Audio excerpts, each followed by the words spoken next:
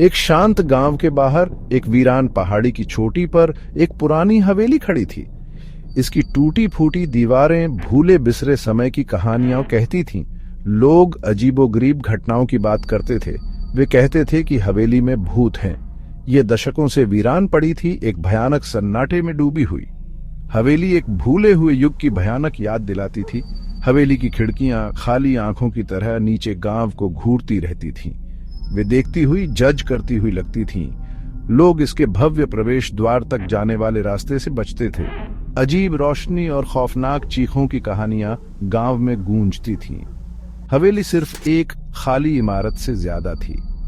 ये डर का प्रतीक थी, एक ऐसी जगह जहां परछाई नाचती थीं और फुसफुसाहटें ताने मारती थीं। इसमें एक डरावनी उपस्थिति थी जो सबसे बहादुर व्यक्ति की भी रूह कंपा देती थी। मोहित, एक युवा जो अपने संदेह के लिए जाना जाता था, कहानियों का मजाक उड़ाता था।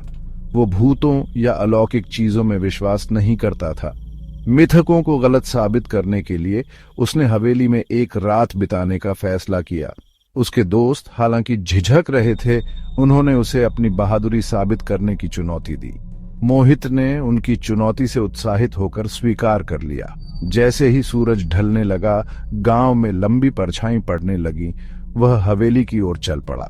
उसके पास एक टॉर्च और एक बैग था जिसमें खाने पीने का सामान था। जैसे ही वो हवेली के पास पहुंचा, उसकी रीढ़ में एक सिहरन दौड़ गई। हवा ठंडी हो गई और उसके चारों ओर एक अजीब सन्नाटा छा गया। अपने पेट में बढ़ती बेचैनी को नजरअंदाज करते हुए मोहित ने चरमराते हुए दरवाजों को धक्का दिया। हवेली का इंटीरियर अंधेरा और दमनकारी था। हर जगह धूल जमी हुई थी और मकड़ी के जाले छत से भयानक सजावट की तरह लटके हुए थे। हवा में सड़ांत की गंध भरी हुई थी। जैसे ही मोहित अंदर गया, उसके पीछे भारी ओक का दरवाजा जोर से बंद हो गया। चौंक कर मोहित ने अपनी टॉर्च ढूंढने के लिए टटोला। उसका दिल जोर से धड़क रहा था। अचानक अंधेरा घबरा देने वाला था।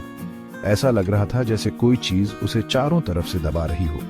उसने अपनी टॉर्च से कमरे में चारों ओर रोशनी की, जिससे सड़ता हुआ फर्नीचर और दीवारों पर फीके पड़ चुके चित्र दिखाई दिए। ठंडी हवा के झोंके से उसकी रीढ़ में ठंडक दौड़ गई। ऐसा लग रहा था जैसे ये हवेली की गहराई से आ रही हो, खाली हॉल में राज की फुसफुसाहट कर रही हो। उसने एक आवाज सुनी, एक धीमी फुसफुसाहट जो दालान के दूर छोर से आ रही थी। उसका खून जम गया। उसके अंदर दहशत भर गई। वह मुड़ा और सामने के दरवाजे की ओर भागा, लेकिन वो खुला नहीं, मानो किसी अनदेखी ताकत ने उसे बंद कर रखा हो। उसने दरवाजे के हैंडल को हिलाया। उसका डर हर पल बढ़ता जा रहा था। उसने अपने पीछे कदमों की आहट सुनी, धीमे और सोचे समझे। उसने मुड़कर देखने की हिम्मत नहीं की।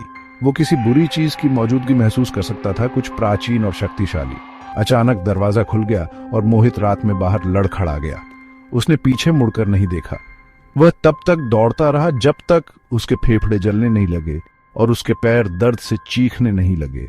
वो फिर कभी हवेली में नहीं लौटा। यह अनुभव उसे हिलाकर रख गया। उसका संदेह चकनाचूर हो गया। अगली सुबह गांव वालों ने उसे एक पेड़ के नीचे दुबका हुआ पाया। उसकी आंखें दहशत से फैली हुई थीं। उसने कभी नहीं बताया कि उसने उस रात क्या देखा, लेकिन उसकी आंखों में डर किसी भी कहानी से ज्यादा भयानक कहानी कहता था। हवेली बनी रही, उसकी दीवारों के भीतर छिपे अंधेरे की एक भयानक याद।